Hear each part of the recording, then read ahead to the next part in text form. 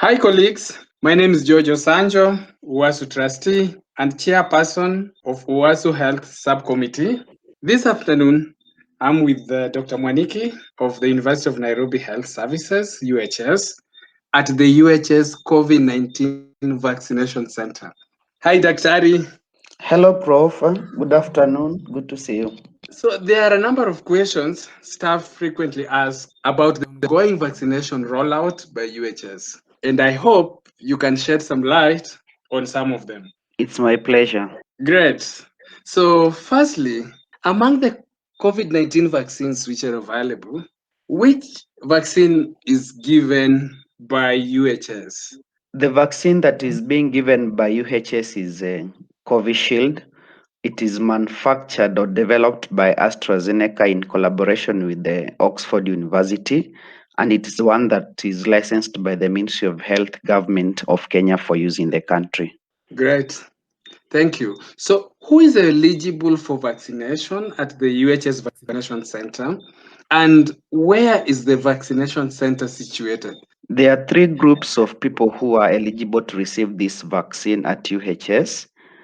We have all University of Nairobi staff members, medical students of the University of Nairobi who are scheduled to be vaccinated every Saturday, and then dependents aged 58 years and above who are registered dependents of a University of Nairobi staff member.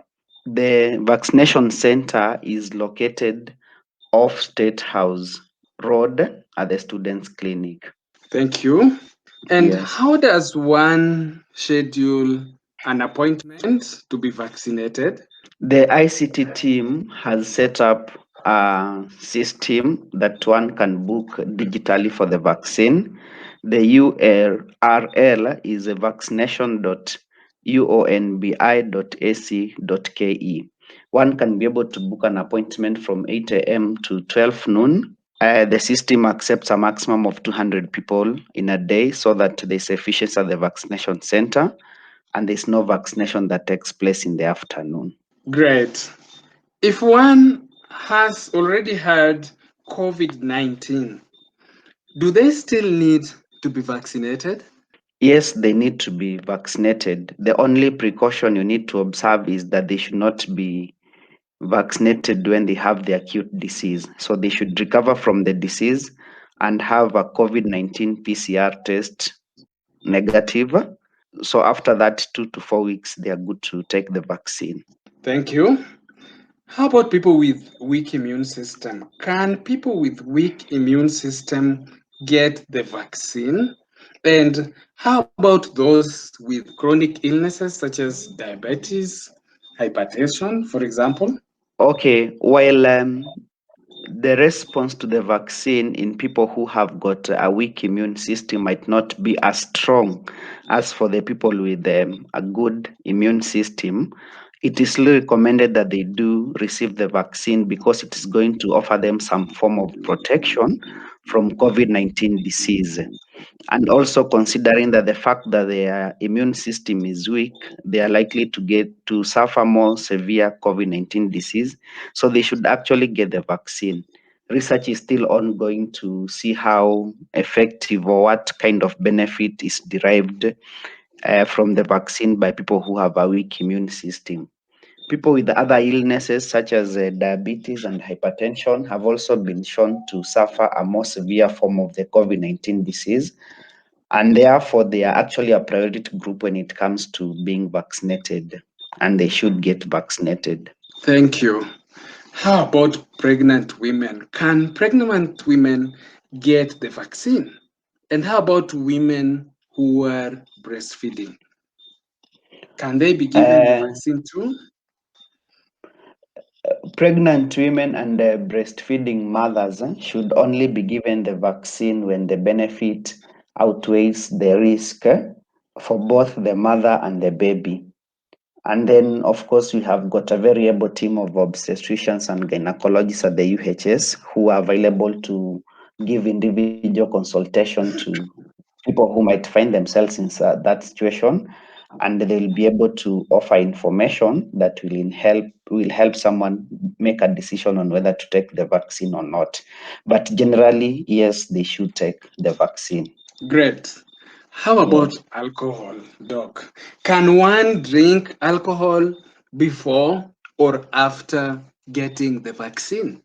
Oh, comes the $1 million question. It is recommended that one does not take alcohol 72 hours before the vaccine and 72 hours after the vaccine. The reason being that alcohol interferes with how the immune system works, and it is the immune system which comes into play once you have been vaccinated to protect your body.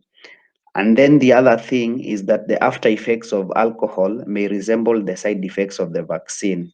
So one might not be able to know whether what they are feeling is because of the after effects of alcohol or due to the vaccine. And in addition to that, the alcohol may again make the side effects of the vaccine to be worse. So the recommendation is to avoid the 72 hours before and 72 hours after the vaccine. Great. How about masks? Can one stop wearing a mask after getting vaccinated? Studies on the vaccine that we are using have shown that the vaccine is 70% effective in preventing severe COVID-19 disease. So that means that maybe up to 30% of the people who get vaccinated can still get COVID-19 disease. And therefore, it is important for people to continue masking up even after they have received. And in addition to that, observe the other measures such as hand washing, sanitizing, and keeping a social distance so that one can be able to protect himself or herself and the people around them. So masking continues, hand washing continues, social distance continues, all the other measures. Thank you, Daktari. And how safe is this vaccine? The vaccine is safe.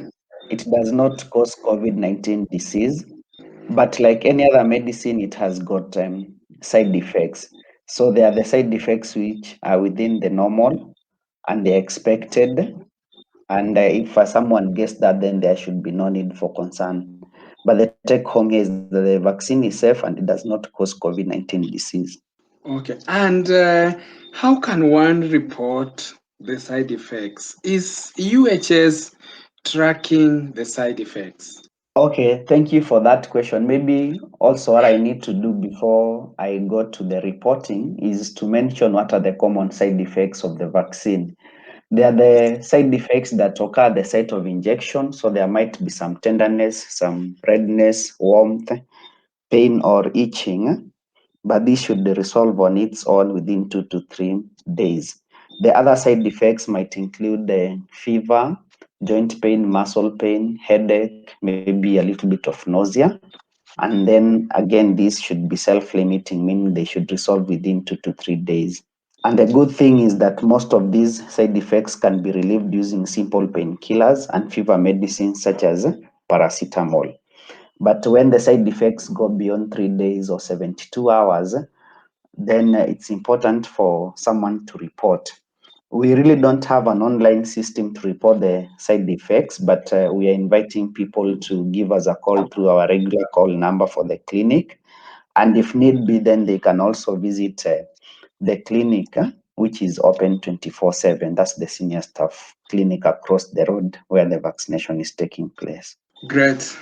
Finally, Yes. Doc, how effective is the vaccine against new variants of coronavirus? I would want to think from the information that we have that the variant which is still very prevalent in our setting as a country is the first variant, and the vaccine is effective against this variant. Because these variants are just coming up, research is ongoing to determine whether actually the vaccine is effective against these variants. And as this information becomes available with time, then it will be able to inform what's the way forward as maybe we develop new vaccine that are able to cover a range of variants that come. But as it is now, everyone is encouraged to take the vaccine because it's going to offer protection against severe COVID-19 disease and also reduce the risk of death from COVID-19 disease. Thank you, Doc, very much for answering our questions. Thank you, Prof. It was a pleasure.